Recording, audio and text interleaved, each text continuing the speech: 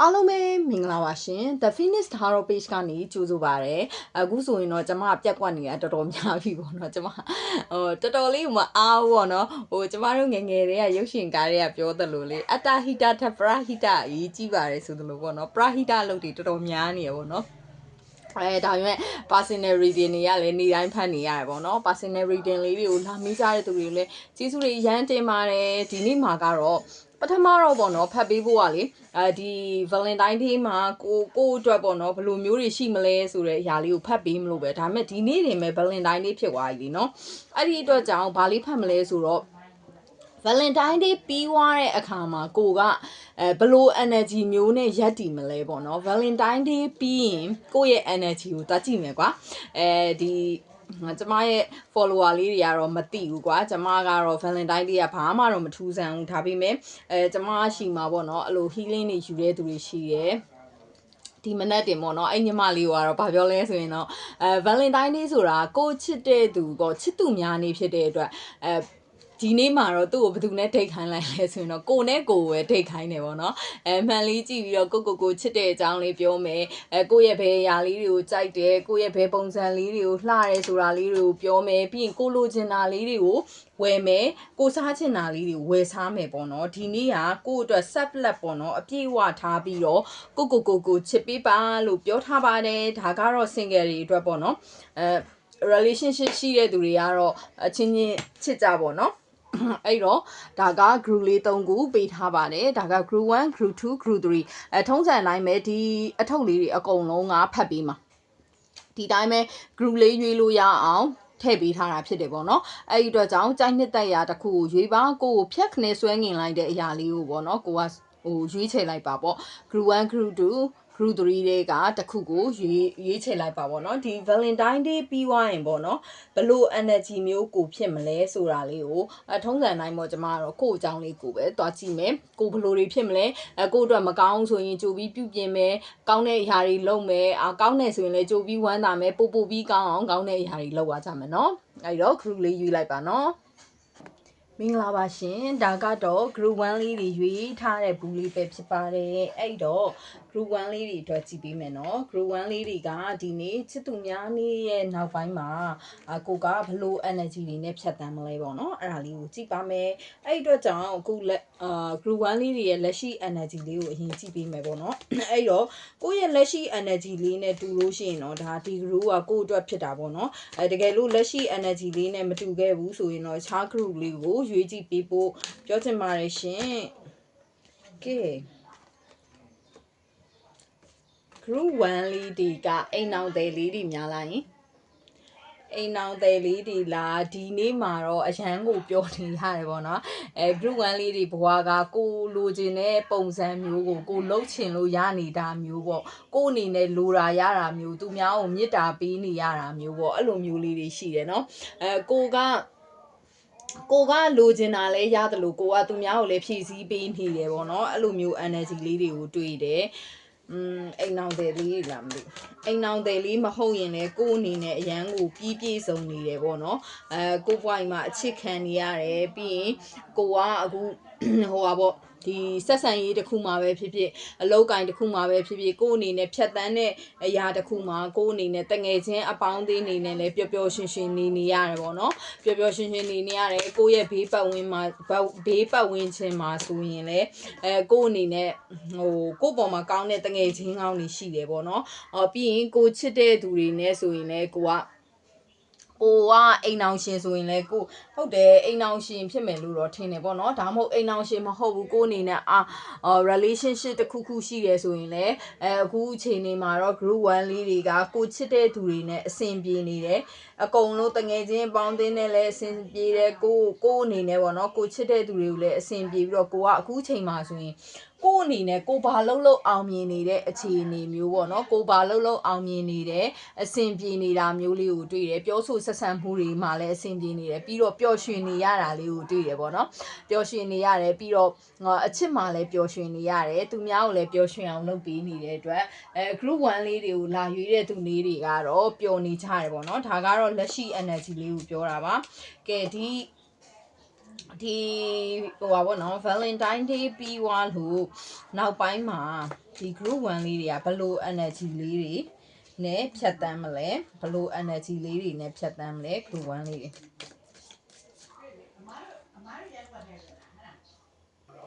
sorry ပါရှင်နည်းနည်းလေးပါဒီနေ့မှပတ်ဝန်းကျင်ကတော်တော်ဆူညံနေလို့နည်းနည်းငြိမ်သွားအောင်တော့စောင့်လိုက်တာပဲဒါမဲ့လေ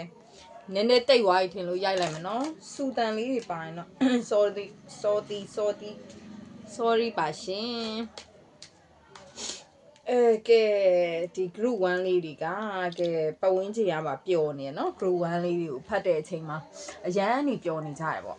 ကျမတို့ခေါင်းရင်းကတရုတ်တီက New Year Chinese New Year လောက်တာလားမသိဒီနေ့က Chinese New Year မဟုတ်ဘူးလားကဲဒီနေ့မှာတော့တော့ဖြစ်တယ်ဒီ group 1လေးတွေကပေါ့နော်ဒီချစ်သူများနေပြီးွားလို့ရှိရင်တဲ့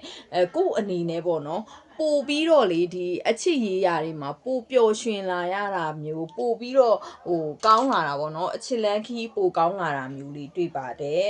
ဘာဖြစ်လို့လဲဆိုတော့ဒီမှာပေါ့နော် group 1လေးတွေကအခုတည်းကတော့ပျော်နေကြတာလीနော် group 1လေးတွေကပျော်တဲ့သူလေးတွေလာကြည့်တာအရန်ကိုဒီနေ့တောင်မှဒီဗီဒီယိုကြည့်နိုင်မှာမထင်လောက်ဘူးပေါ့နော်ပြီးတော့ပေါ့နော်ကို့အနေနဲ့ဒီမကောင်းတဲ့ energy တွေပေါ့နော်ကို့ဘဝမှာမကောင်းတာတွေရှိမယ်ကို့ပေါ်မှာမကောင်းတာတွေကိုအတွက်မကောင်းတဲ့အရာတွေဆိုရင်လည်းကိုကကာကွယ်နိုင်လာမယ်ပြီးတော့ဒီမကောင်းတဲ့အရာတွေကိုကိုကဖယ်ရှားနိုင်မယ်ပေါ့နော်ပြောရမယ်ဆိုရင်တော့စောနာတွေကပြောတယ်လို့ကို့မှာကချစ်သူကြီးသားလည်းရှိတယ်အဲ့မျိုးပေါ့နော်တငယ်ချင်းကောင်းတွေလည်းရှိတော့ကဲကို့ဘွားကြီးကဘာလို့သေးလဲကွယ်နော်မိတ်ဆွေကောင်းအပေါင်းအသင်းကောင်းဆိုတာအရေးကြီးဆုံးပဲဥစ္စာနော်အဲ့တော့ကို့အနေနဲ့ပေါ့နော်ပြီးရင်ဒီ Valentine Day ပြီးွားလို့ရှိရင် group 1လေးတွေကလေကို့ဘဝရဲ့ပေါ့နော်တက်လန်းနေအောင်မြင်မှုလန်းနေပုံမပွင့်လန်းလာတာမျိုးလေးတွေလည်းရှိပါတယ်တဲ့ကဲ group 1လေးတွေအရန်ကောင်းတာပဲနော်အဲ့တော့ group 1လေးတွေကအချီရေးမှဆိုလဲပို့ပြီးတော့အောင်မြင်လာမယ်ပြီးတော့ကို့အတွက်ပေါ့နော်ကို့မကောင်းတဲ့အရာတွေကို့ပေါ်မှာမကောင်းမြင်တဲ့သူတွေဘာတွေဆိုလဲကို့မထိပါနိုင်တော့ဘူးဘာလို့ဆိုတော့ကို့ပတ်ဝန်းကျင်ကကို့ကာကွယ်ပေးထားပါတော့ကိုကလူကောင်းနေနဲ့ရှိတဲ့အတွက်ကြောင့်လေပြီးရင်ကို့ဘွားရဲ့တက်လန်းနေအောင်မြင်မှုလန်းတွေကလည်းပို့ပြီးပွင့်လာမှာမျိုးလေးကိုတွေ့တယ်နော်အဲ့တော့ group 1လေးတွေကတော်တော်လေးကိုကောင်းပါတယ်ဒီ Valentine Day လေးပြီးသွားပြီးတဲ့အချိန်မှာတော့ပြီးရင်တော့ကိုယ့်ရဲ့အတွေးခေါ်တွေပေါ့အရင်တော့ဆိုကိုကဟိုပေါ့နော်ကိုယ့်အနေနဲ့ငါအချစ်မခံရဘူးလို့သိရမှာကိုကအချစ်ရေးမှာဆိုကိုကလိုအပ်တယ်အားနေတယ်လို့ကိုထင်တဲ့အရာတွေရှိလိမ့်မယ်ကွာအဲ့ကိုယ့်ရဲ့အချစ်ရေးတွေဆိုကိုအားမရတာမျိုးလေးတွေပေါ့နော်ကိုကအချစ်ခံနေတာမျိုးလေးတွေရှိခဲ့တယ်ဆိုရင်အခုဒီ Valentine Day ပြီးသွားတဲ့အခါမှာကျတော့ကိုယ့်အနေနဲ့ပေါ့နော်အတွေးအမြင်တွေပြောင်းသွားလိမ့်မယ်အော်ငါ့ကိုချစ်တဲ့သူတွေရှိပါလားငါဘေးနားမှာငါရဲ့ချစ်သူကငါ့ဘောကိုကောင်းပါလားငါ့ဘောကိုတကယ်ချစ်ပါလားပြီးငါရဲ့တငယ်ချင်းပေါင်းသေးဆိုလဲကောင်းပါလားပေါ့ငါဘေးနားမှာကောင်းတဲ့သူတွေရှိပါလားဆိုတဲ့အတွေးလေးတွေပေါ်သွားပါလိမ့်မယ်ပြီးရင်ငွေကြေး energy တွေလည်းပိုပွင့်လာတာမျိုးကိုကောင်းတွေ့ပါတယ်ကို့အနေနဲ့ပေါ့နော်လမ်းကြောင်းတွေပွင့်လာတာမျိုးမိသားစုတွေလည်းပိုပြီးပျော်ရွှင်လာတာမျိုးပေါ့နော်ဝင်ငွေတွေလည်းပိုကောင်းလာတာကိုတွေ့ပါတယ်အဓိကနော်လူတွေမှာလေငွေကြေးပြည့်စုံနေမှလည်းပျော်ဖို့ကောင်းတာပါငွေကြေးပြည့်စုံနေမှလိုချင်တာရမယ်ကျမတို့ဒီပေါ့နော်နဲတွေဘာတွေတော့ကျမလည်းမသိဘူးပေါ့နော်ကျမတို့ရန်ကုန်မှာဆိုအနှိမ့်ဆုံးလာတလာကုန်ပြီဆိုတာနဲ့မီတာကရေပိုးမြေကွန်းအိမ်ကွန်းစီပင်ခွန်းမျိုးစုံတွေရှိရလေနော်အဲ့လိုမျိုးဖြစ်တဲ့အတွက်လူတွေမှာဝင်ငွေရှိမှဖြတ်တန်းလို့ရတယ်ပေါ့နော်ဝင်ငွေမရှိရင်ဘလို့မှဖြတ်တန်းလို့မရဘူးပေါ့အဲ့ဒီအတွက်ကြောင့် group 1လေးတွေကအဲ့လိုပူပင်မှုတွေလည်းမရှိတော့ဘဲနဲ့လေကိုယ်အနေနဲ့ဝင်ငွေတွေပိုကောင်းလာတာမျိုးပြီးတော့ကိုယ့်ရဲ့မိသားစုတွေနဲ့လည်းကိုကပျော်ရွှင်ရတယ်ငွေကြေးနဲ့ပတ်သက်ပြီးတော့လေမပူပင်ရတဲ့ energy လေးကိုတွေ့တယ်အဲ့အတွက် group 1လေးတွေကရမ်းကောင်းတာပဲပြီးရင်တော့ကိုယ့်ရဲ့အလုပ်အကင်တွေကလေအရန်ကိုကောင်းလာတာမျိုးအလုပ်အကင်တွေဆိုရင်လည်းအလုပ်အကင်အခွင့်အလမ်းတွေကကိုယ့်ရှိကိုလင်းလင်းမြန်မြန်ရောက်ရှိလာတာမျိုးပေါ့ဥမာပေါ့ကိုကတခုခုကိုစတင်နေတယ်ကွာတခုခုကိုစတင်ပြီးတော့ငွေရှာဖို့အတွက်တခုခုစတင်မှုလုပ်တယ်ဆိုရင်လည်းအဲ့ဒီအရာကိုယ့်ရှိကိုလင်းလင်းမြန်မြန်လေးရောက်ရှိလာတာမျိုးလေးကိုတွေ့ရပါတယ် ပြီးရင်ကိုကအဲ့လိုမျိုးပေါ့နော်စောနာပြောတယ်မိတ်ဆွေကောင်းတငယ်ချင်းကောင်းနေရှိတယ်ဆိုတဲ့အတိုင်းပဲအဲ့မိတ်ဆွေတငယ်ချင်းနေနဲ့ကိုကငွေကြေးကိစ္စတွေပို့ပြီးလုံနိုင်တာမျိုးပေါ့နော်ငွေကြေးတွေလုပ်ငန်းတစ်ကိုလည်းတငယ်ချင်းတွေမိတ်ဆွေတွေနဲ့အတူတူလုပ်တာမျိုးပေါ့နော်အတူတူဆက်တူလုပ်ငန်းတွေလုပ်မယ်ဆိုရင်လည်းအောင်မြင်မှာမျိုးလေးကိုတွေ့တယ်အဲ့အတွက်ကြောင့်လေgroup 1လေးတွေရဲ့လေ energy ကဒီ Valentine Day မရောက်ခင်ကကိုယ့်ရဲ့အတွေးခေါ်တွေကိုကိုကဒီ Valentine Day ပြီးမှပြောင်းလိုက်နိုင်တာနဲ့ကိုယ့်ရဲ့အတွေးခေါ်တွေကိုပြောင်းလိုက်နိုင်တာနဲ့ကိုဘွားရအောင်မြင်နေတာကိုတွေ့တယ်အဓိကငွေကြေး energy နဲ့အလုတ်ကင်ပိုင်းမှာကောင်းနေတာမျိုးကိုတွေ့တယ်ပေါ့နော်ငွေကြေး energy နဲ့အလုတ်ကင်မှာအပြည့်အဝကောင်းတာမျိုးကိုတွေ့တယ်။ဥမာပေါ့နော်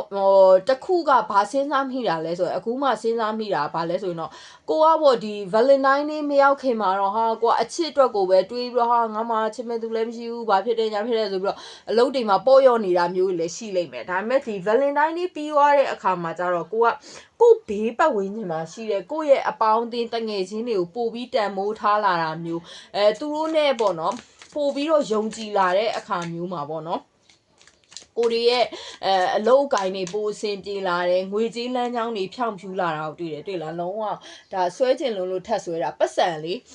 ငွေကြေး energy အရန်ကောင်းတယ်ပြီးရင်ကိုဘေးနာမှာတကယ်ကိုဝင်းရံပေးမဲ့လေ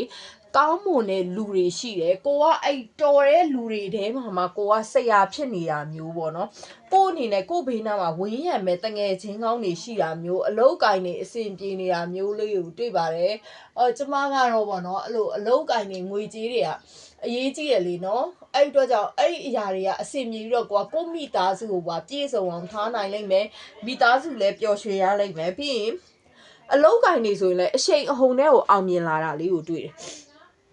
အဲ့အတွက်ကြောင့်ဒီ group 1လေးတွေကဒီ Valentine Day ပြီးသွားလို့ရှိရင်ပေါ့နော် energy အရန်ကောင်းနေတာလေးကိုတွေ့ပါတယ်ဟုတ်တယ်နော် energy တွေအရန်ကောင်းနေပါတယ်တဲ့ကို့အနေနဲ့ပေါ့ပြီးတော့လေကို့မှာအရင်တော့ဒီအတွေးခေါ်တွေကိုပြောင်းလဲရမယ်အရင်တော့ဆိုကိုကလေနောင်နာရနေတဲ့အရာတွေရှိတယ်နောင်နာရနေတာဘာလဲဆိုတော့အခြေရေးလည်းဖြစ်လိမ့်မယ်ကိုကပေါ့ဥမာကိုအရင်တော့ဆိုကွာတငယ်ချင်းအပေါင်းအသင်းတွေရှိမယ်ကိုအနေနဲ့ခင်မင်ခဲ့ရတဲ့သူတွေရှိမယ်ကွာအဲ့လူတွေအတွက်ကိုကတခုခုပေါ့နော်တခုခုပေါ့သူတို့နဲ့ခံစားရတဲ့အရာတခုကိုကလေအဲ့ဒီအရာကြီးကိုစိတ်မကောင်းဖြစ်နေတာမပြီးနိုင်ဘူးဒါကြီးကဘလို့ဆိုဥမာပေါ့ကွာတငယ်ချင်းပေါင်းနေနဲ့ပတ်သက်ရင်လေကိုအကောင်းမမြင်တာမျိုးပေါ့အဲ့လိုမျိုးလေးတွေနဲ့အစင်မပြေမှုတွေကိုပဲတွေးနေတဲ့အချိန်မှာဒီ Valentine Day ပြီးသွားတဲ့အချိန်မှာဒီလိုမျိုး energy ပြောင်းလိုက်တယ်ကိုယ့်ရဲ့အတွေးခေါ်တွေကိုပြောင်းလိုက်တဲ့အချိန်မှာကျတော့ကိုကတကယ်ပေါ့နော်ဥမာကိုမျှော်မှန်းသလောက်မကောင်းရင်တော့မှကိုဘေးနားမှာရှိနေတဲ့ကိုပေါ်ကောင်းတဲ့သူတွေကိုကိုကတန်မိုးထားပြီးတော့သူတို့နဲ့ရှေ့ဆက်တဲ့အခါမှာအောင်မြင်တာမျိုးပေါ့နော်အောင်မြင်တယ်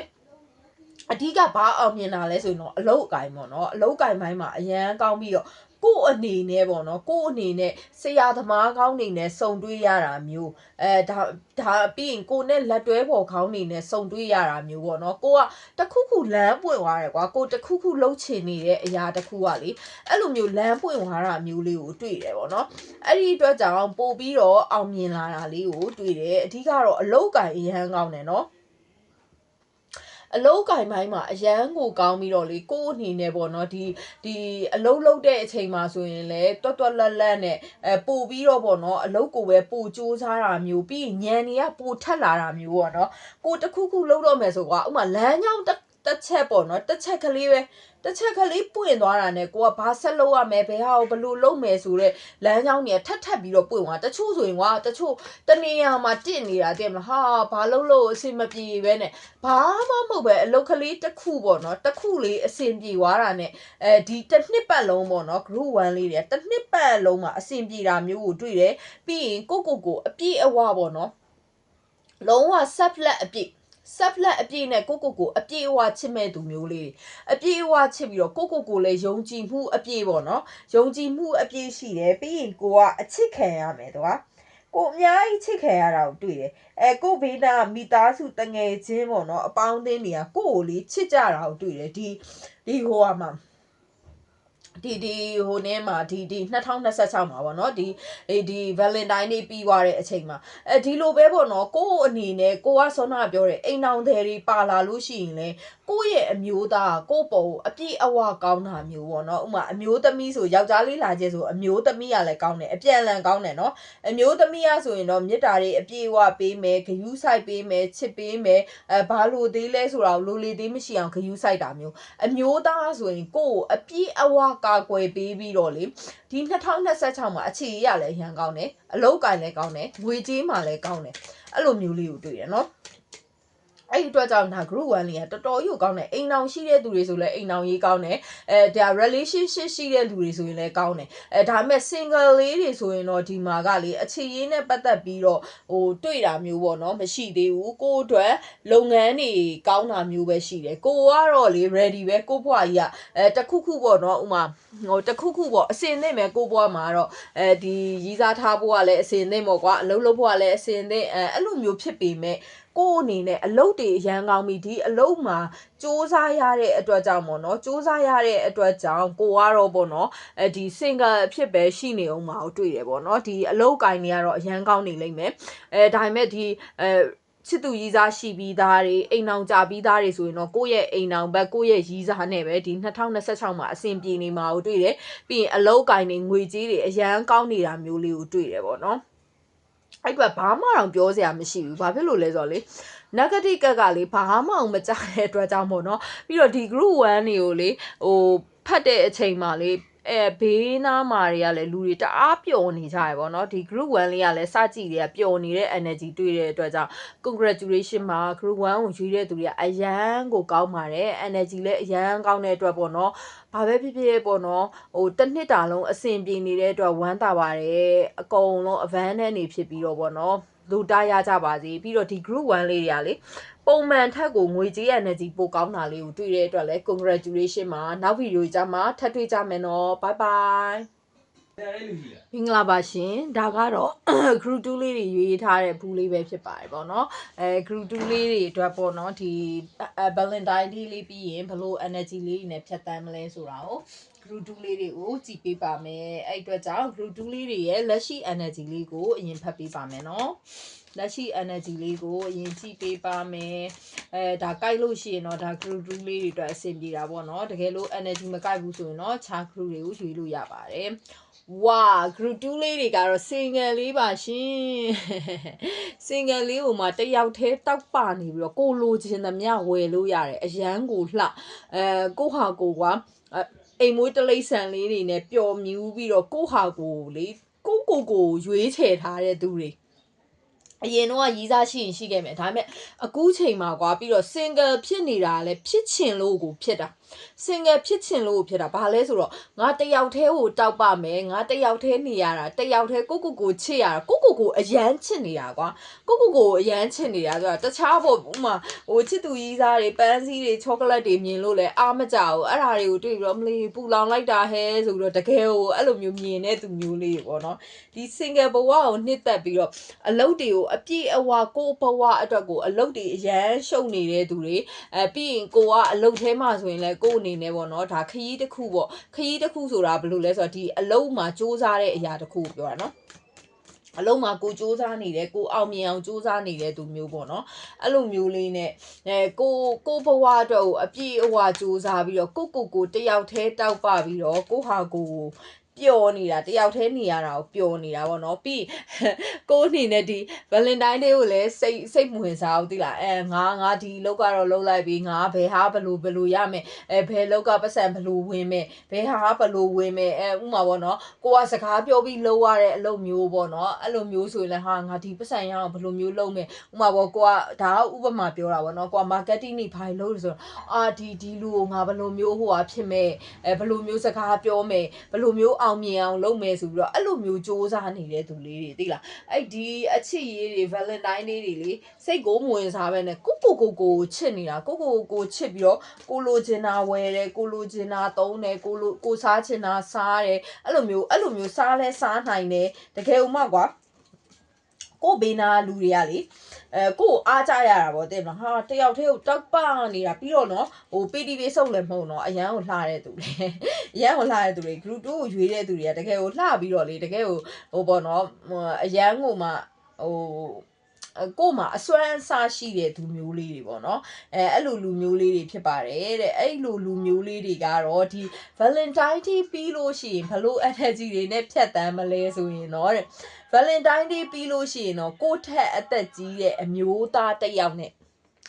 ကိုယ့်ထက်အသက်ကြီးတဲ့အမျိုးသားတစ်ယောက်နဲ့ဆိုတော့ဒီ group ကိုလာရွေးတဲ့သူတွေက main ကလေးဆိုရင်တော့ဒါကကိုယ့်ထက်အသက်ကြီးတဲ့အမျိုးသားဆိုကိုတို့ကိုကြီးတို့ပေါ့နော်အဲ့လိုလူမျိုးတွေနဲ့ကိုကတွေ့ရတာမျိုးလေးတဲ့ဖြစ်နိုင်ပါလိမ့်မယ်တဲ့အဲ့လိုလူမျိုးတွေနဲ့ကိုကလေဒီချစ်သူကြီးစားဖြစ်တာမျိုးကိုအနေနဲ့ဒီလမ်းကြောင်းတစ်ခုပေါ့နော်လမ်းကြောင်းတစ်ခုဆိုတာဒါရီးစားဆိုလဲရီးစားပေါ့သူနဲ့ကိုနဲ့ရင်းနှီးပြီးတော့ဒါကတော့ချစ်သူရီးစားဖြစ်ဖို့တော့ပိုများတာပေါ့အဲ့လိုမျိုးလေးနဲ့ဆက်ဆံရေးတစ်ခုလေးအစ်စ်လေးဖြစ်မယ်လို့တွေးပါတယ်ဟုတ်တယ်နော်ပြီးရင်တော့တဲ့ဘယ်လိုပြောမလဲဆိုရင်တော့ဒီဟိုဟာပြီးသွားလို့ရှိရင်ဒီ Valentine Day ပြီးသွားလို့ရှိရင်တော့ဘာလဲဆိုရင်တော့ဒီ group 2လေးတွေကလေအရန်ကိုမှဆောနာပြောတော့အလုတ်ကိုအပြည့်အဝစူးစမ်းတဲ့သူတွေအပြည့်အဝအောင်မြင်တယ်ကိုလိုချင်တာကိုသုံးလို့ရတယ်ကိုဟာကိုဝယ်နိုင်ချမ်းနိုင်သိရမလားငွေကြေးကိုပဲတွက်ချက်နေတဲ့သူတွေဖြစ်တဲ့အတွက်တဲ့ဒီ Valentine Day ပြီးသွားရင်တော့တဲ့ကိုကတဲ့ကျမ်းမာရေးကိုဂရုစိုက်ဖို့လိုပါတယ်တဲ့ကျမ်းမာရေးကိုဂရုစိုက်ပါတဲ့ပြီးရင်တော့ကိုယ့်ထက်အသက်ကြီးတဲ့သူတယောက်နဲ့ပေါ့နော်တွေ့ရပါလိမ့်မယ်အဲ့လိုမျိုးပေါ့နော်ကိုယ့်ဘဝထဲကိုဝင်လာတာမျိုးလေးရှိပါတယ်ဒါချစ်သူကြီးစားအနေနဲ့ဝင်လာတာမျိုးလေးလည်းဖြစ်နိုင်ပါတယ်ရှင်ဟုတ်တယ်ကိုဘွားရရန်ကိုမှตาရနေပြီးတော့ကွာအရန်ကိုမှ group 2လေးတွေအရန်ကိုလှလှပပကြောက်ကြောက်ရှင်းရှင်းပတ်စံဆိုလဲအရန်သုံးနိုင်တယ်ပြီးရင်လေကိုကလေကိုရဲ့အလုပ်ပေါ်မှာကိုအရန်ခုံယူတာနော်အလုပ်ကလည်းအရန်များတယ်အဲ့ဒီအလုပ်တွေအကုန်လုံးလည်းကိုကလုံနိုင်ငါဒီလောက်တောင်လုံနိုင်ပါလားဆိုပြီးတော့ကိုဂုံယူလေးစားတယ်ပေါ့နော်ပြောရရင်တော့စောနာပြောသလို self love ရှိတယ်လို့ပြောတဲ့အတိုင်းပဲပေါ့နော်ကိုလည်းချစ်တယ်ကိုလည်းယုံကြည်တယ်ပေါ့နော်အဲ့လိုမျိုးတကယ်လဲအောင်မြင်နေတဲ့သူမျိုးလေးတွေပြီးတော့ပေါ့နော်ကိုအနေနဲ့ကစောနာပြောတယ်နော်ကိုအနေနဲ့ဟာsingle လုံးချင်လို့လုံနေတာပါ single လုံးချင်လို့လုံနေတာကိုသာရွေးချယ်မယ်ဆိုရင်ကိုရွေးချယ်တာကိုခံချင်တဲ့သူတွေကဘေးနားမှာအစင်သင့်မယ်သိလားဘေးနားမှာအစင်သင့်မယ်အဲ့လိုမျိုးလေကိုဘေးနားမှာကိုကြိုက်နှစ်သက်နေတဲ့သူတွေရှိတယ်ကွယ်နော်အဲ့လိုမျိုးတွေပေါ့နော်ကိုကရွေးလဲမရွေးချယ်ပဲနဲ့သူတို့တွေနဲ့ဟိုစကားပြောနေတယ်ပေါ့နော်အဲ့လိုမျိုးလေးတွေရှိတဲ့အတွက်ကြောင့်လေကိုမနာလိုတဲ့သူတွေတောင်ရှိတယ်ပြောရမယ်ဆိုကိုကစွန်နေကွာ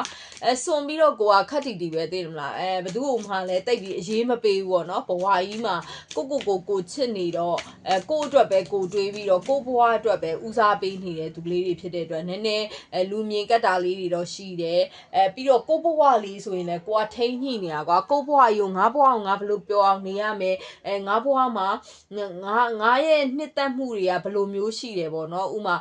ငါကဘလို့နေမှပျော်တာငါကဘလို့ဝတ်မှလှတာအဲ့လိုမျိုးကိုဘဝကိုလည်းကိုအပြည့်အဝထိန်းကြည့်တယ်ပြီးရင်ကိုကအလောက်ကိုင်မှာဆိုလဲအပြည့်အဝကိုတာဝန်ယူတာအပြည့်အဝကိုတာဝန်ယူပြီးလုပ်တဲ့အခါမှာကြတော့လေအရန်ကိုမှကိုကလေ balance ညီတော့အရန်ကြည့်လို့ကောင်းတယ်ကွယ်ကိုကသိရမလားအရန်ကြည့်လို့ကောင်းပြီလူတွေဆိုရင်လည်းကိုကိုအထင်ကြီးတာပေါ့နော်ကိုကကိုဘဝကြီးကိုအဲ့လိုမျိုးကောင်းကောင်းမွန်မွန်ထိန်းညှိနိုင်တဲ့သူတွေအဲ့ဒီအတွက်ကြောင့်ဘာဖြစ်လဲလို့ပြောရင်တော့ပင်ပန်းတာပေါ့နော်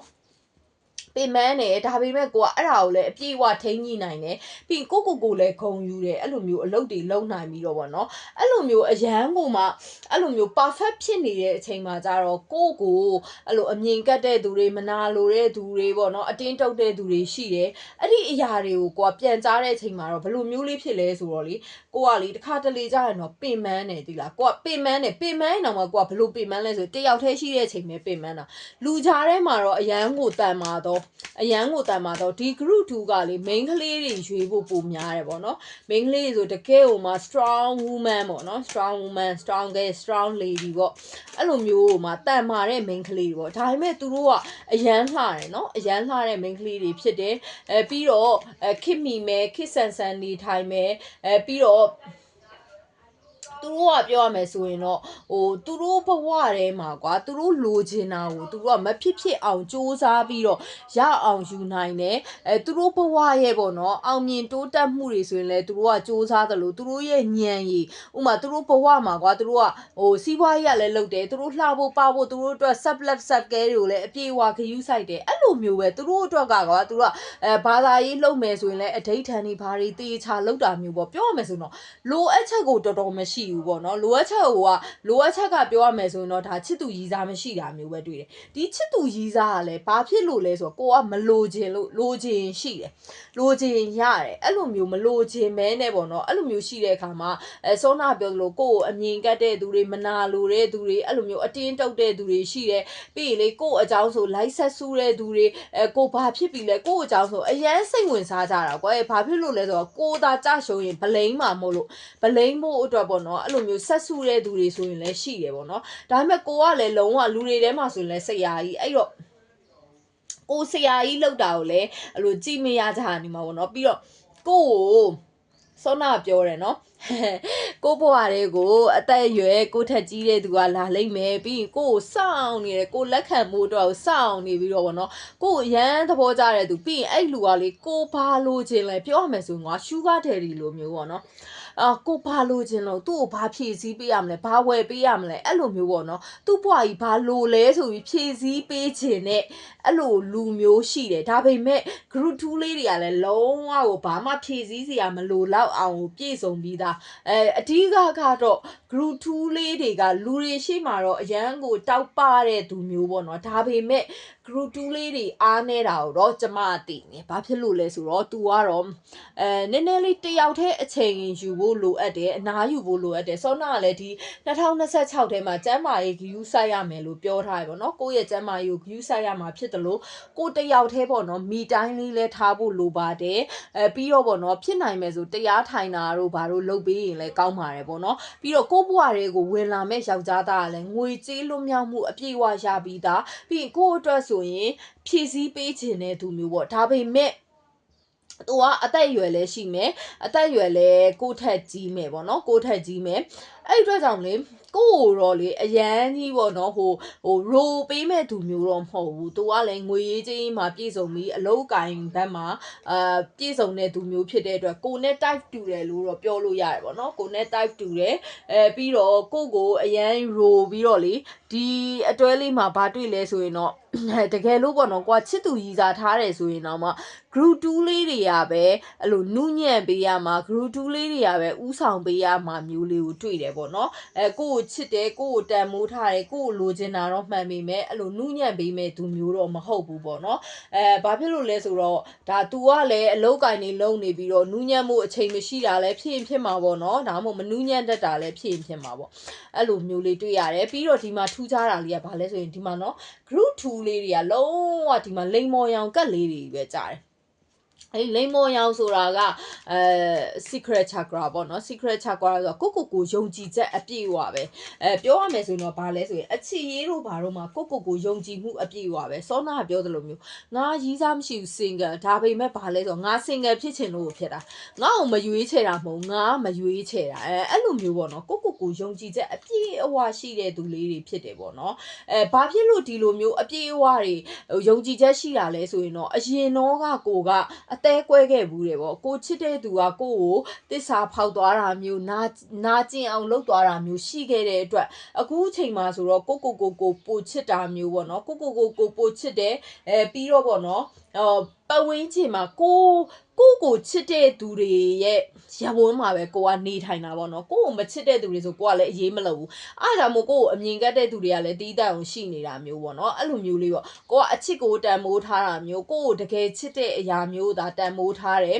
ပြီးတော့ကိုလည်းတန်မိုးထားတယ်ကိုလည်းချစ်သွားတာပေါ့နော်ဘာဖြစ်လို့လဲဆိုတော့အရင်တော့ကိုကအရန်ချစ်ခဲ့တယ်အရင်တော့ကိုကအရန်ချစ်ပေးခဲ့တယ်အဲ့လိုအရန်ချစ်ပေးခဲ့တဲ့အချိန်မှာတော့ကကြတော့အဲ့ဒီလူကကိုကိုအနိုင်ကျင့်မယ်ကိုကိုသိရမလားကိုကိုချုံနှောင်းတာမျိုးသိရမလားအဲ့လိုမျိုးလေကိုအနေနဲ့အရန်ကိုမှစိတ်ပင်ပန်းရတယ်အဲ့လူကြောင့်လေဥမာအဲ့လူကိုကချစ်တယ်ကိုကပဲချစ်ပေးခဲ့တာ ကိုကပဲချစ်ပေးခဲ့တယ်ပြီးရင်ကိုကသူ့နားမှာနေချင်ပေမဲ့ तू ကကိုကိုမမြင်ချင်အောင်ဆောင်နေတာမျိုးကိုဂယူးဆိုင်မှန်တိရက်နဲ့ကိုကိုအနိုင်ကျင့်တာမျိုးပေါ့နော်ကိုသူ့အတွက်နဲ့နာကျင်နေရရင်တော့မှ तू ကမမြင်ချင်အောင်ဆောင်နေတယ်ဘာဖြစ်လို့လဲဆိုတော့အဲ့လူကအတ္တကြီးတယ်ကွာတဲ့အတ္တကြီးတော့လေ तू ကအဲ့ဒီကိုအရန်ချစ်ပေးနေတာသူ့ကိုငန်းတက်ဖြစ်နေတာပဲ तू ကသဘောကျတာအဲ့ဒါကြောင့်မို့လဲဒီ group 2လေးတွေကဒီအချစ်ရေးဘက်ကိုကမစင်းစားတော့တာမျိုးဖြစ်လိမ့်မယ်။ဘာဖြစ်လို့လဲဆိုတော့အခုကိုဘေးနားမှာရှိနေတဲ့ယောက်ျားကငွေကြေးပိုင်းမှာလည်းပြည့်စုံတယ်ကိုကိုအကုန်ဖြည့်ဆည်းပေးနိုင်တဲ့သူတွေပေါ့နော်။အဲ့လိုလူမျိုးတွေကကိုဘေးနားမှာရှိနေပေမဲ့ဒီ group 2လေးတွေကအရန်ကိုနာကျင်ခဲ့ပြီးတော့ကိုအရန်ချစ်တယ်ပေါ့နော်။ကိုရဲ့အချစ်ကိုပြစ်ဆက်လက်ခံလောက်ခံထားရတဲ့အတွက်ကြောင့်ဒီအချစ်ကိုမရွေးချယ်ကြတော့တာလို့မြင်မိတယ်ပေါ့နော်။အဲ့လိုမျိုးလေးမြင်မိတယ်။အဲ့ဒီအတွက်ကြောင့်ကိုသားလင်းရွေးချယ်ခဲ့တယ်ပြီးတော့အဲ့ဒီလူပေါ့နော်အရင်ကအချစ်ကိုဦးစားပေးခဲ့တဲ့အချိန်တုန်းကလည်းကိုသူ့ကိုအရန်ဒီကိုဘက်ကအပြည့်အဝမေတ္တာပေးခဲ့ပေမဲ့အဲ့လူကကိုကိုမမြင်ကြအောင်ဆောင်တယ်ကိုရဲ့အချစ်ကိုကသာတဲလှုပ်ချစ်နေရတယ်ကိုကအမြဲတမ်းအထီးကျန်ပြီးတော့ तू ကတော့တခြားမှာတငယ်ချင်းတွေနဲ့ပျော်တာမျိုးဒါမှမဟုတ်အခြားလူတွေနဲ့ပျော်တာမျိုးပေါ့နော်အမြဲတမ်းကိုအထီးကျန်မှုတွေနဲ့ထားခဲ့တယ်ပြီးရင်တော့ဘယ်လိုမျိုးလဲဆိုတော့ကိုချုပ်လဲချုပ်ချယ်တယ်ကိုကြတော့ဟိုမသွားအောင်ဒီမသွားအောင်အဲ့လိုချုပ်ချယ်တယ် तू ကြတော့သွားချင်တာသွားတယ်လှုပ်ချင်တာလှုပ်တယ်ဖြစ်ချင်တာဖြစ်တယ်ပေါ့နော်အဲ့လိုမျိုးနဲ့မှဒီလူကအဲ့ဒီအပြင်မှာဆိုဖြစ်ချင်ရဖြစ်ပြီးတော့ကိုကလေပြန်တိတာသူ့အကြောင်းပြန်တိတဲ့အချိန်မှာကြတော့ကိုအနေနဲ့အရန်ကိုဝမ်းနဲ့ကြည်ကွဲပြီးတော့ကိုဘဝရဲ့အနာကျင်ဆုံးအချိန်ဟာဒီအချစ်ရေးဖြစ်ခဲ့တဲ့အတွက်ကြောင့်ဒီ group 2လေးတွေကဒီအချစ်ရေးကိုမယုံကြည်တော့ဘဲနဲ့ကိုဟာကို single နေရတဲ့ဘဝကိုပဲရွေးချယ်ပြီးတော့ဒီ single ဘဝကိုပဲပိုတန်မိုးထားတာပေါ့နော်အချစ်ကိုမယုံကြည်တော့တဲ့သူမျိုးလေးတွေပေါ့နော်အဲ့လိုမျိုးလေးဖြစ်တယ်ပြီးတော့ကိုကဘယ်လိုမျိုးလဲဆိုရင်ဒီအချစ်ဆိုတဲ့အရာကြီးကိုကလေအချစ်ခံနေတာကိုအနေနဲ့ကိုအပြေးအဝချစ်ပေးလို့ရှိရင်ကိုကလည်းအပြေးအဝချစ်ပေးမှာဒါပေမဲ့ကိုကအမြဲတမ်းကိုဘလောက်ပဲချစ်ပေါ့နော်ကိုချစ်တာရဲ့3ပုံ1ပုံလောက်ကိုပဲပြန်ပြီးအချစ်ခံခဲ့ရတယ်ဒါပေမဲ့ပေါ့နော်ကိုတွေးခဲ့တဲ့သူတွေကလည်းကိုငွေကြေးပိုင်းမှာတော့ဖြည့်ဆည်းပေးတယ်ဒါပေမဲ့ပေါ့ကိ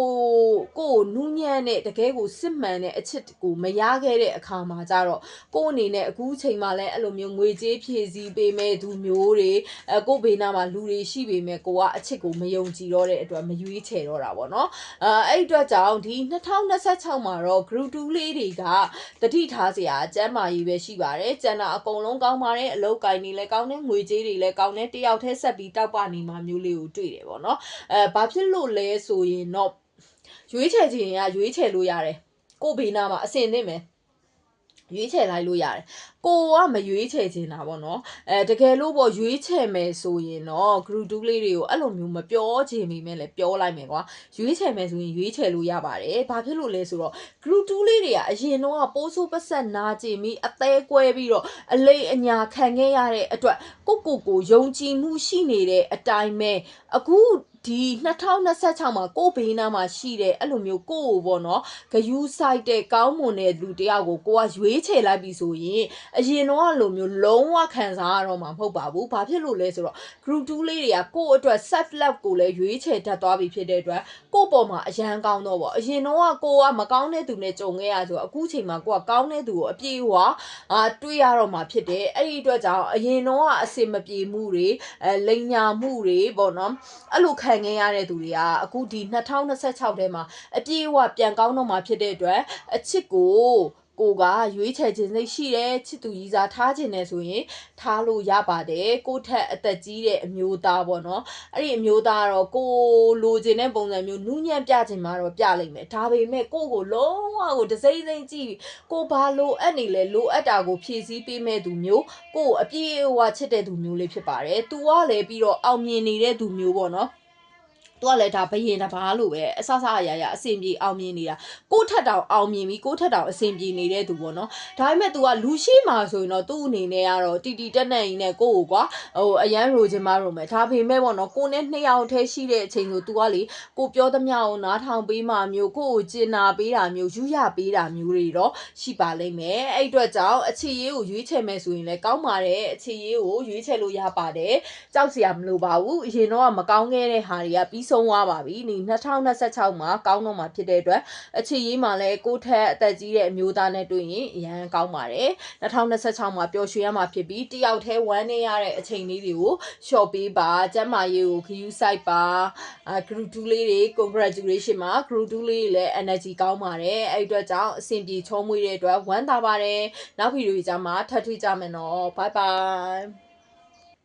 မင်္ဂလာပါရှင်ဒါကတော့ group 3လေးတွေရွေးချယ်ထားတဲ့ဘူးလေးဖြစ်ပါတယ်ပေါ့နော် group 3လေးတွေရဲ့ Valentine Day ပြီးသွားလို့ရှိရင်ကိုယ့်ရဲ့ energy လေးဘယ်လိုမျိုးလေးနဲ့ဖြတ်တန်းမလဲပေါ့နော်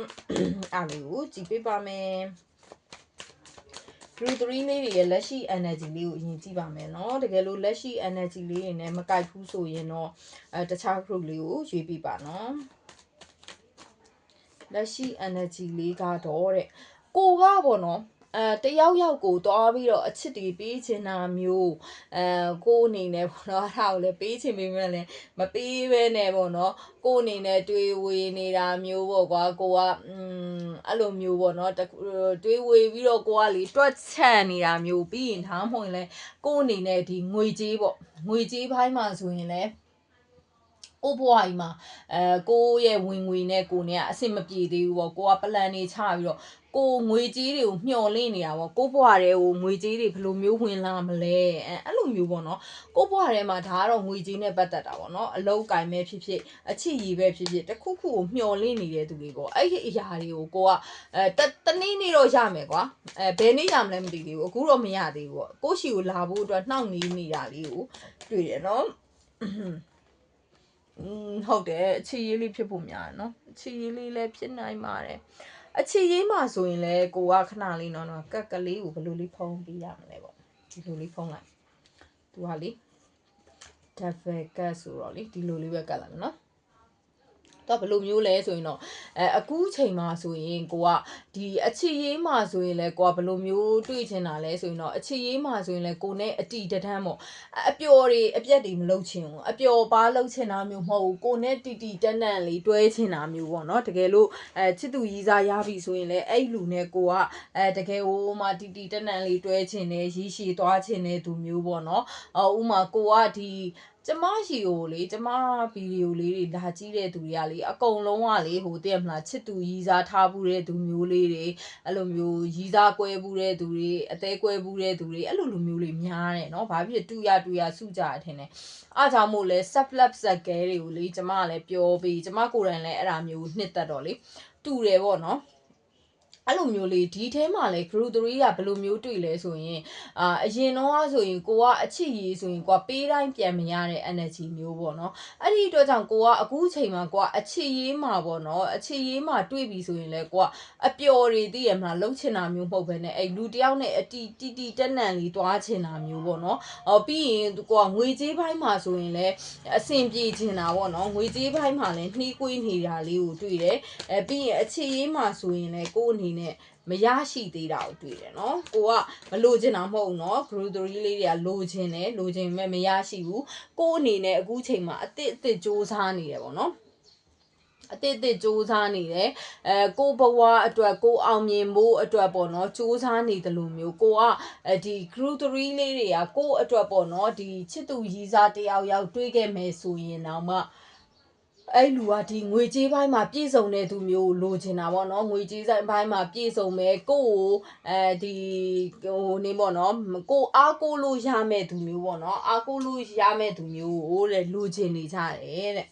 ဒါလေးကတော့ဒါလက်ရှိ energy လေးကိုဖတ်ပေးတာပေါ့နော်အဲ့ဒီတော့ဒီ Valentine Day ပြီးရင်ရော group 3လေးတွေရဲ့ energy ကဘယ်လိုလေးတွေချိန်သွားမလဲဘာလေးတွေဖြစ်မလဲကြည့်အောင်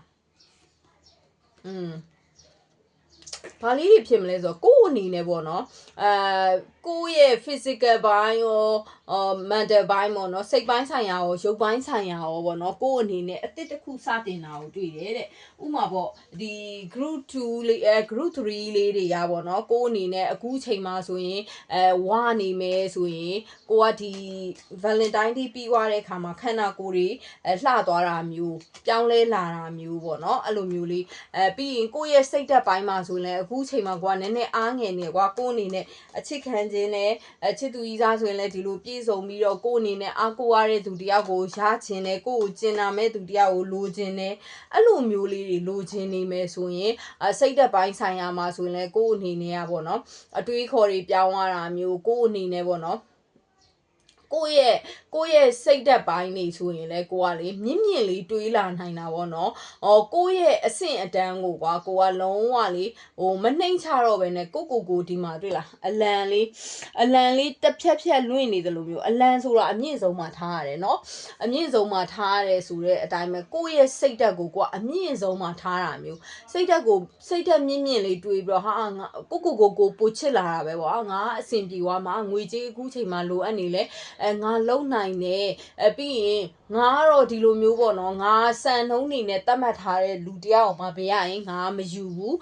ငါမတွဲဘူးအဲ့လိုမျိုးပေါ့နော်တကယ်ကိုမှကို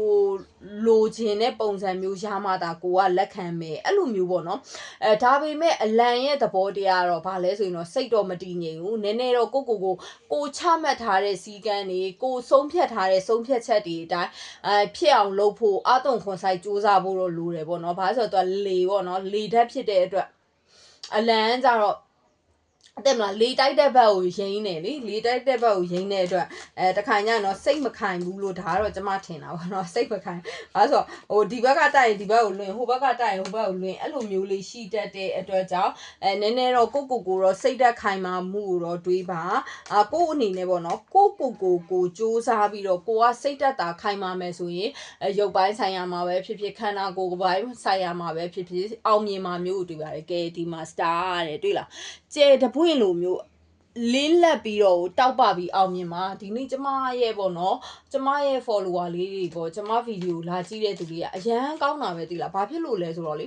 အကုန်လုံး group 3ခုလုံးအကုန်ကောင်းတာအခု group 3လေးတွေဆိုရင်လည်း group 3လေးတွေကစိတ်သက်သိမ့်မခိုင်ပါဘူးလို့ပြောနော်အဲ့ဒီစိတ်သက်မခိုင်ပါတဲ့အရာကိုဒါပြောင်းလိုက်လို့ရှိရင်ဥမာကွာကိုကဝိတ်ချမယ်ငါ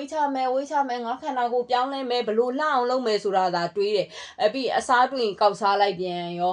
ပြီးလေးချင်ငန်းဆိုမလုပ်ဘူးမနှက်ဖန်မှဒီနေ့မှအဲ့လိုမျိုးပေါ့နော်အဲ့ဒီစိတ်သက်လေးကိုပြင်ပြီးတော့ဒါစူးစမ်းမယ်ဆိုရင်အပြေးအဝအောင်မြင်မဲ့ပေါ့နော် group 3လေးတွေကိုတွေးရပါတယ် group 3လေးတွေကအဲ့လိုမျိုးပေါ့နော်ကိုအားကိုပြီးအားသွန်ခွန်ဆိုင်စူးစမ်းမယ်ဆိုရင်တကယ်ကို star တယောက်ဖြစ်မှာမျိုးလေးကိုတွေ့ပါတယ်ရှင်ပြီးရင်တော့တဲ့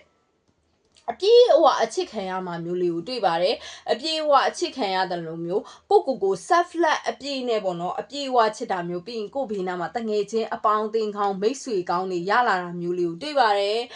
ချစ်သူကြီးစားဆိုတာကတော့မတွေ့သေးဘူးပေါ့နော်မတွေ့သေးဘူးကိုပေါ်မှာမိတ်ဆွေကောင်းတွေရလာမှာကိုတွေ့တယ်ကျမကတော့မိတ်ဆွေကောင်းရမ်းသဘောကျတယ်ဘာလို့ဆိုတော့မိတ်ဆွေအပေါင်းအသင်းဆိုတာလေတကယ်ကောင်းပြီဆိုရင်အများကြီးအကျိုးပြုတဲ့အတွက်ပေါ့နော်ကိုမှမိတ်ဆွေကောင်းတွေကိုရဲ့ soul mate တွေနဲ့ကြုံတွေ့ရတာမျိုးကိုဘဝမှာဒီမှာတော့ဟိုဘက်ဒီဘက်ပန်းလေးတွေနဲ့ဆိုတော့လေစိတ်ချမ်းသာမှုစိတ်အေးချမ်းမှုတွေပေါ့နော်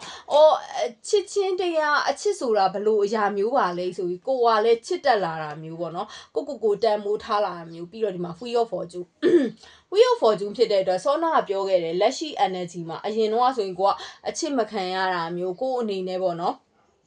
နာကျင်ခဲ့ဘူးတာမျိုးဒီအချစ်ရေးမှာကံမကောင်းခဲ့ဘူးတာမျိုးရှိရင်အခုချိန်မှာကံကောင်းမယ်ပြီးရင်ဒီအရင်တော့ငွေကြေးနဲ့ပတ်သက်ပြီးတော့ကိုကနှေးကွေးနေတယ်စောင့်မျှော်နေရတယ်ဆိုရင်ကံကောင်းမှာဖြစ်တယ်အဲ့ဒီအတွက်ကြောင့်အဲ့ဒီငွေကြေးကလည်းကိုရှိကိုရောက်လာလိမ့်မယ်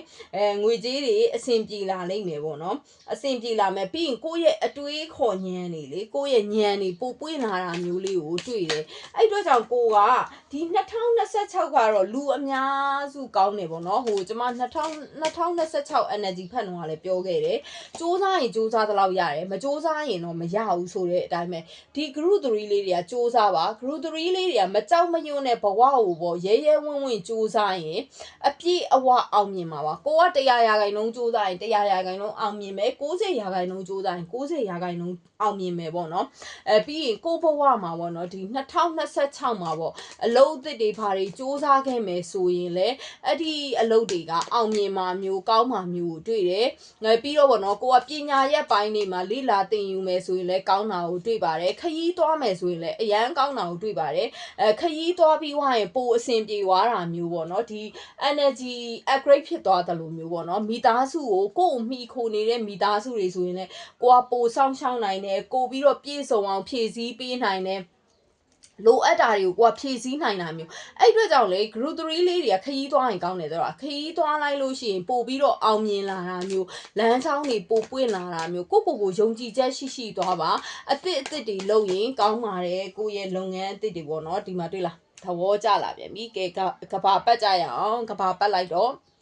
group 3လေးတွေကဘာပတ်ရင်အရန်ကောင်းပါတယ်ကဲနိုင်ငံခြားခရီးစဉ်တွေဘာတွေတွားလိုက်ပို့ပြီးတော့အောင်မြင်တာမျိုးအလုပ်တွေပို့အဆင်ပြေတာမျိုးငွေကြေးတွေပို့ကောင်းလာတာမျိုးတွေ့ကျ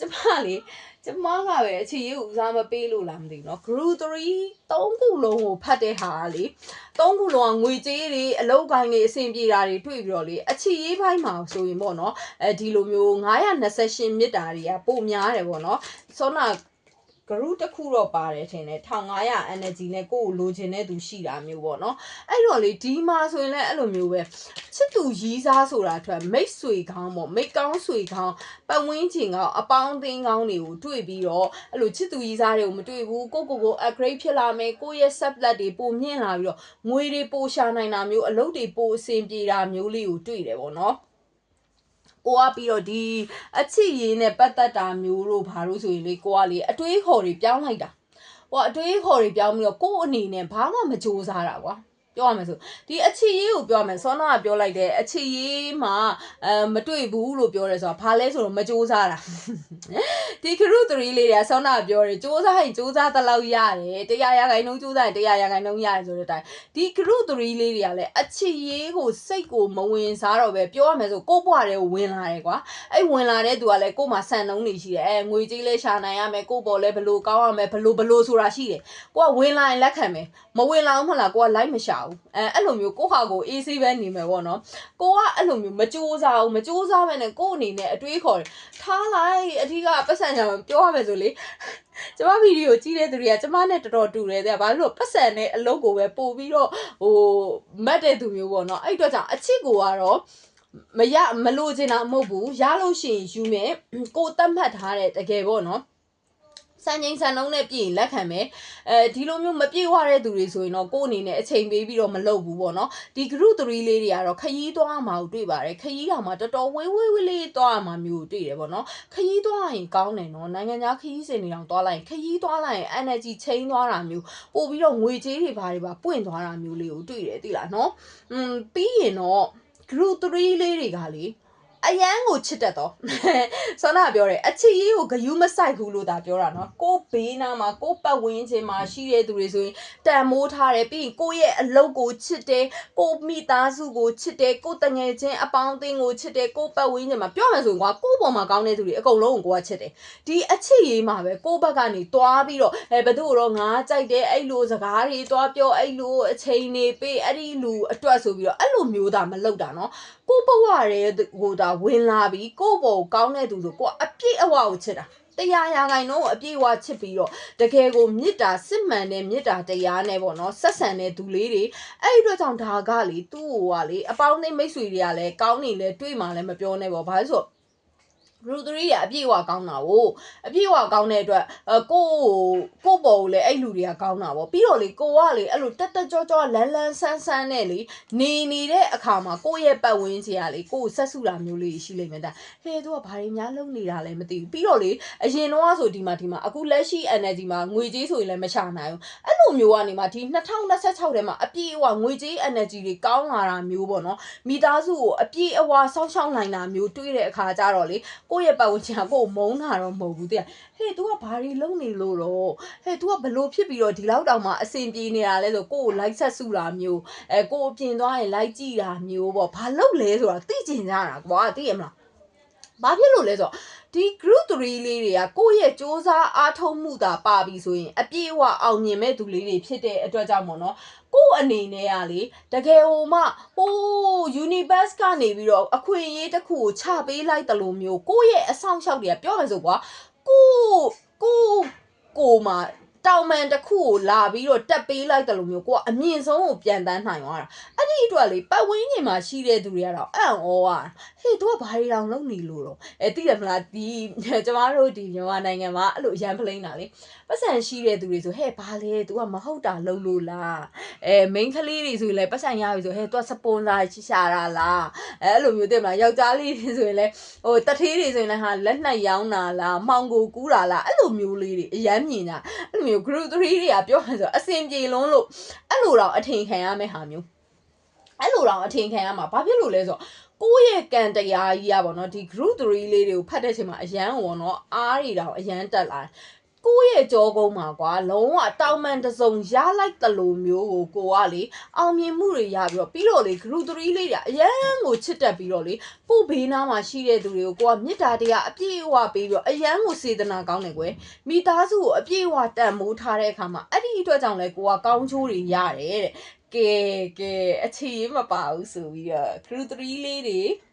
ကဲစိုးမိတ်နဲ့တွေ့ပါမယ်ရှင်စိုးမိတ်နဲ့အရန်ကိုလိုက်ဖတ်တော့စိုးမိတ်နဲ့တွေ့နိုင်ပါတယ်ကိုကအပြည့်အဝမေတ္တာတရားအပြည့်အဝပေးတတ်တယ်လို့မျိုးဒီ group 3လေးကိုလာကြည့်တဲ့သူက main ကလေးဆိုရင်ကိုပေါ်ဒစိမ့်စိမ့်နဲ့သူလေးဘာလို့အဲ့နေလဲဆိုပြီးတော့ဗောနော်ကိုလေဒစိမ့်စိမ့်ကြည့်နေမဲ့ယောက်ျားမျိုးတကယ်ကိုစမတ်ကြပြီးတော့သိရမလားကိုဘာပြောကွာကိုကတော့ဥဆောင်ရမှာလူတွေမြင်တော့လေဟဲ့ဒီကောင်မလေးကကောင်လေးကိုအရန်ချစ်တယ်လို့ထင်လိုက်မယ်မဟုတ်ဘူးဒီကောင်လေးကလည်းကောင်မလေးကိုအရန်ချစ်ပြီးအရန်ခယူးဆိုင်ပြီးအရန်ကိုတန်မိုးထားတော့ဗောနော်အဲ့လိုယောက်ျားနဲ့တွေ့လိုက်မယ်ငွေကြေးပြည့်စုံတယ်အဲ့လိုလူမျိုးနဲ့တွေ့လိုက်မယ်တကယ်လို့ဒီ group 3ကိုလာကြည့်တာကတော့ယောက်ျားလေးတွေဆိုရင်တော့ကိုအရန်ချစ်ပြီးကိုအရန်သဘောကျရတဲ့ main ကလေးတယောက်ကိုတွေ့လိုက်မယ်အဲ့ဒီ main ကလေးကကိုလုံးဝအပြည့်ဝချစ်ပေးတာမျိုးဂယုဆိုင်ပေးတာမျိုးမေတ္တာထားပေးတာမျိုးလေးတွေ့လိုက်မယ်နော်လူသစ်နော်လူဟောင်းမဟုတ်ဘူးလူသစ်တွေ့လိုက်မယ်လူသစ်နဲ့တွေ့လိုက်မယ်နော်အဲ့တော့ group 3လေးတွေကလည်းဒါအခြေရေးလေးပါလာပါတော့အဲ့တော့ကြောင့်အရန်ကောင်းပါတယ်ကိုယ့်ဘဝထဲမှာခရီးထွက်ရတာမျိုးတစ်ခုခုပြောင်းလဲသွားလို့ရှိရင်1 minute နဲ့သိလားဘာလို့ဆိုတော့အဲ့ဒီဟာပြောင်းလဲသွားပြီးရင်ကိုကပို့ပြီးတော့ကိုယ့်ရဲ့ energy ကပိုကောင်းလာမှာကိုယ့်ဘဝကြီးကလေတကယ်ကိုမှဒီမှာတော့ငှက်တီပြန်တန်းနေတာတော့လိုရာကိုပြန်တန်းပြီးတော့လေအရာရာကိုပြည့်စုံနေကွယ်ငွေကြေးတွေလည်းပြည့်စုံနေအချစ်ခံရမယ်လုံးဝလေခလေးတယောက်လိုလွတ်လပ်ပေါ့ပါပျော်ရွှင်ပြီးတော့ကိုယ့်ဘဝကြီးကပျော်သွားမှာဒီ Valentine Day ပြီးတဲ့ energy ကအရန်ကိုကောင်းတော့ပဲเนาะကိုယ့်အနေနဲ့ပေါ့เนาะတအားကြီးကိုထိန်းချုပ်တာတွေကိုတွေးတာတွေကိုမယုံကြည်တာတွေအဲ့လိုစိတ်မျိုးလေးတွေမမွေးပါနဲ့เนาะကိုယုံကြည်ပေးပါကိုယ့်အနေနဲ့တကယ်ကိုကောင်းပါတယ်ကဲဒီ group 3လေးတွေကလည်းအခြေရေးမှာလည်းကောင်းပါတယ်ကျမရဲ့ group 1 2 3အကုန်လုံးကိုလာကြည့်တဲ့သူလေးတွေကတော့ကျမနဲ့လည်း energy ကိုက်မယ်လို့ထင်တယ်ကျမနဲ့လည်းစိတ်ချင်းတူကြတယ်ပေါ့နော်ဘာဖြစ်လို့လဲဆိုတော့ set block ကိုဦးစားပေးတဲ့သူလေးတွေဖြစ်တဲ့အတွက်ဘဝကြီးမှာပျော်ရွှင်ပြီးအောင်မြင်ကြမဲ့သူတွေပါဘဝမှာအရေးကြီးဆုံးညာကိုအရင်ချစ်တတ်ဖို့လိုပါတယ်ကိုချစ်တတ်တဲ့သူတွေကဒါသူများကိုလည်းစစ်မှန်သောချစ်ချင်းနဲ့ချစ်တတ်တာဖြစ်ပါတယ်နော်အရန်ကိုပူလောင်တဲ့သူတွေကစစ်မှန်တဲ့ချစ်ချင်းမဟုတ်ပါဘူးသူတို့ကကိုလည်းမချစ်တတ်တယ်လို့တခြားသူတွေကိုလည်းမချစ်တတ်ကြတာဖြစ်ပါတယ်အဲ့အတွက်ကြောင့်ဒီနေ့ကတော့အရန်ကိုပြောတယ် group 3လေးတွေ energy ကလည်းအရန်ကောင်းတဲ့အတွက်ကြောင့်အခုလက်ရှိ energy မှာတော့ကြည့်လိုက်တဲ့အချိန်မှာတော့ group 3လေးတွေကအားအနည်းဆုံးသူလေးတွေပေါ့နော်ဒါပေမဲ့အပြည့်အဝအောင်မြင်မဲ့ဟာလေးတွေကိုတွေ့တဲ့အတွက်အရန်ကိုဝမ်းသာရတယ်ပျော်ရွှင်ရတယ်ကျမတို့အတူတူ2026မှာ grow အကြရအောင်เนาะအဲ့ဒီအတွက်ကြောင့်အားလုံး fighting မှာနောက်ဗီဒီယိုကြမှာထပ်တွေ့ကြပါမယ်ကျေးဇူးတင်ပါတယ်ရှင်ဗီဒီယိုလေးတွေကိုလာရောက်ကြည့်ရှုပေးကြတဲ့အတွက် bye bye